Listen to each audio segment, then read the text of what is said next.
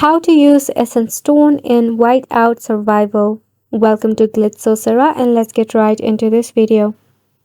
Essence Stones in Whiteout Survival are used to upgrade your hero's mythic gear after it reaches level 20. Upgrading this gear enhances your hero's attributes, making them more powerful. To use them, you actually have to get up to your level 20 mythic gear. You cannot use your Essence Stone until a piece of Mythic Gear reaches level 20. So firstly, you need to focus on upgrading your main hero's Mythic Gear first. In order to do so, you can head over to the Furnace menu in your Whiteout Survival.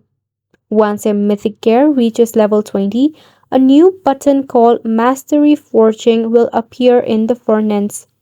Choose the hero you want to upgrade and select the specific piece of mythic gear, that is, weapon, armor, etc. Here you will see the option to use your Essence Stone to enhance the gear's attribute.